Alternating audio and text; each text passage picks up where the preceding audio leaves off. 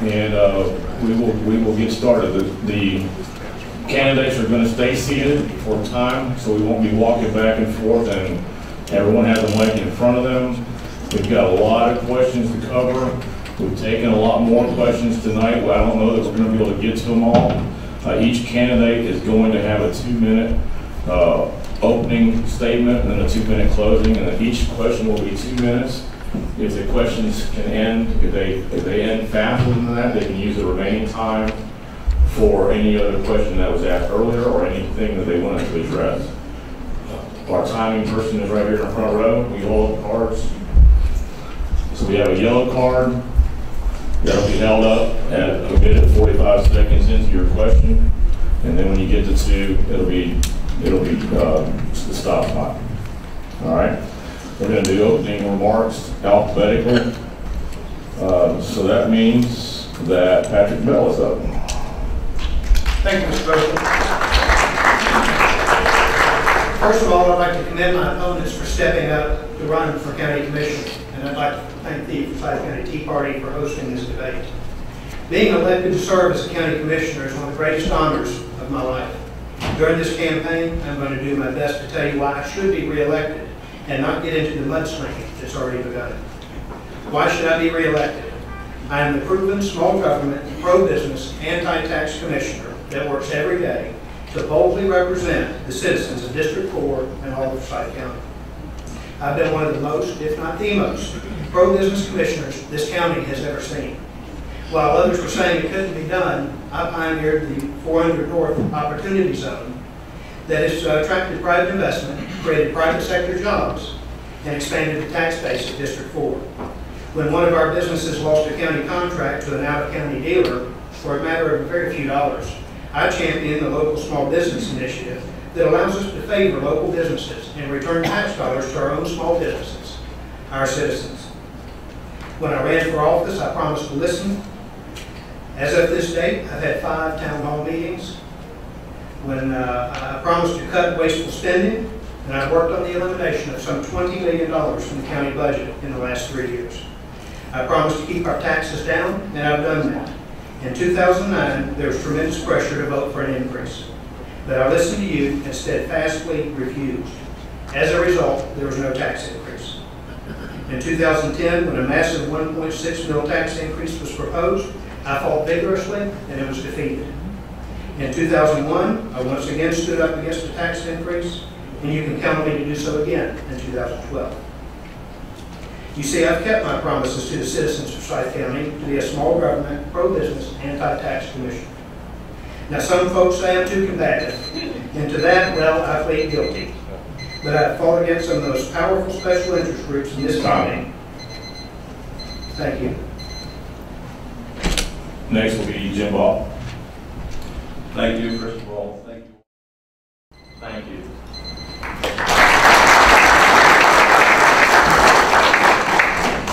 And since I forgot, will everyone please check your cell phones, make sure you have them on mute. And will all the candidates please put their cell phones up on the counter where we can all see them, there won't be any text messages going on during the debate.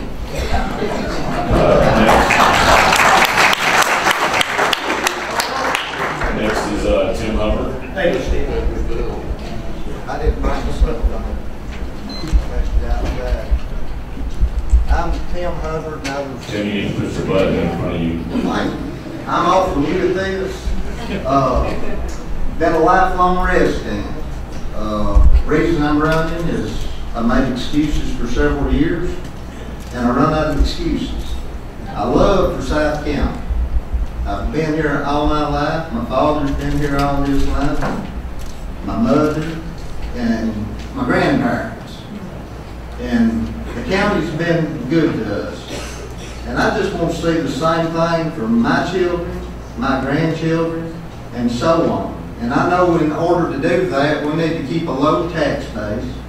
And I realize spending is out of hand. It don't take very much to look out over the county and just drive through. It don't take long to realize spending is out of hand. And I would like to just, with your support, and if elected, to try to work with people. I try to represent people. I just want to run the best servant of the people. This is what politics has got out of hand. We're supposed to serve the people. And that's what I look to do if elected, is try to serve the people and make sure that there's no big eyes or little U's that everybody is looked at. And I know I'm not real good with computers, text messaging and all that, but I am good on the phone and I am good to talk to people. And that's the way I'd like to be able, if elected, is to talk to you one-on-one, not over a text message or an email. I know that's the way things are today, but I still like the old ways. And thank you very much.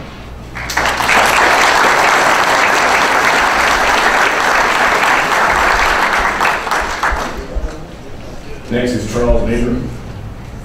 Thank you, Steve. I'd like to thank the Tea Party for organizing this event. You did a great job with the sheriff's debate a month ago, and we look forward to this debate this evening. I am Charles Beaver. I'm running for the District 4 Commission seat. I've demonstrated leadership in a broad spectrum of endeavors. I'm a retired 39-year educator. I was a teacher, assistant principal, and central office administrator.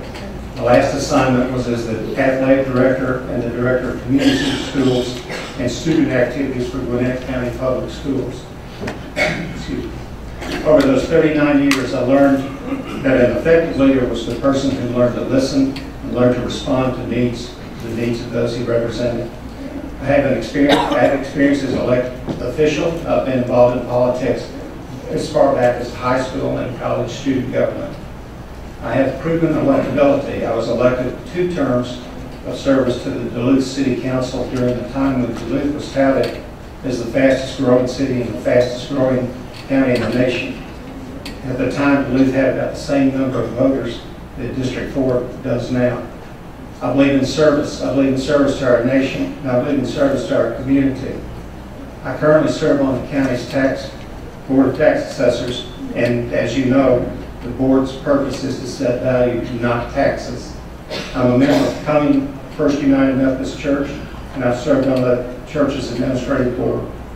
I currently serve as the trustee for the chapel at Bald Ridge Marina, and the chapel services begin May 6th, and I'd love to see you down there. I'm retired from the Army National Guard after 23 years of service. Those of you who have served in the military or retired former military know their exceptional work ethic and loyalty and sense of duty. I hope you'll recognize those qualities in me over the coming weeks. Thanks.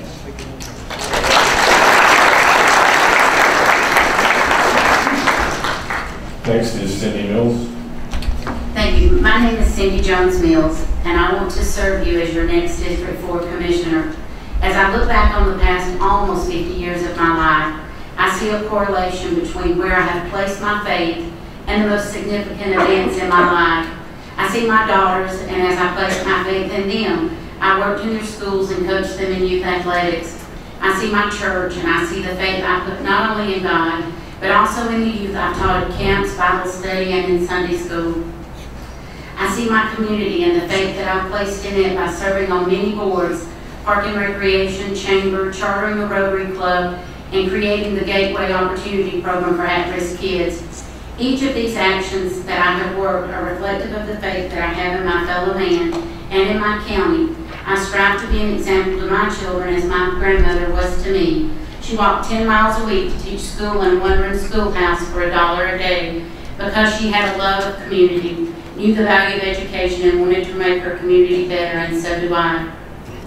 I watched our government up close for many years, and frankly, I've lost faith in the system. I've looked on as these supposed public servants serve their own special interest instead of the interest of the taxpayers. I've watched as they squander our money foolishly, betray our trust, and use their positions to improve their own personal lives and fortunes, and not that of the citizens. A true leader doesn't resort to bullying, and a true leader knows you must show respect to your constituents and to your fellow board members in order to be effective. When your commission meetings begin to mimic a Jerry Springer show, you're in trouble, and I want it to stop. I'm not a politician, but I am a citizen that cares about our county. I want to restore my own faith in government, so I decided to follow my grandmother's footsteps and be the leader she taught me to be. Now I'm asking you to help me to realize that goal, to stand by me and to ask people to vote for me and to go vote yourself. And let's seize the opportunity and make me be your next District 4 Commissioner. Thank you.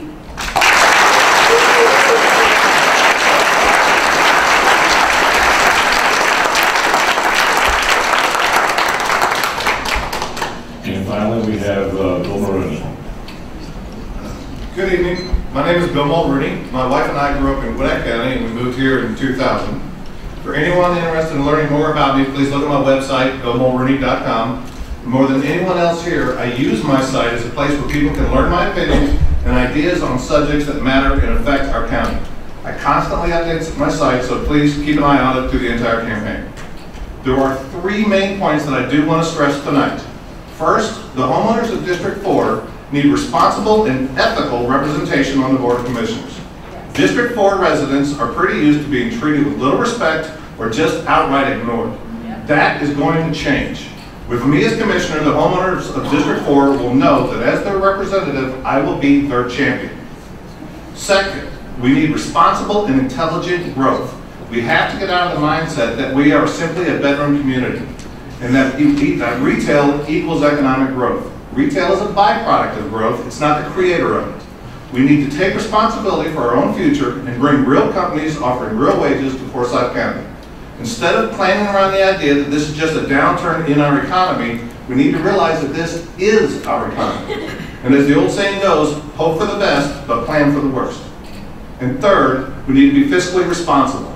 In the past decade, voters have approved $300 million in sales tax for capital improvement projects. The challenge the next board faces will be how to meet these goals and still keep spending down. It won't be easy, but I believe we can do it. Because quite frankly, we do not have a choice. Homeowners simply cannot afford to give up any more money. For tonight, I hope everybody just sits back and enjoys the show. My hope is that for most of you, this is just an introduction to me, and you will go to my website to learn more about me. Again, it's billmulrooney.com, and thank you. Have a good night.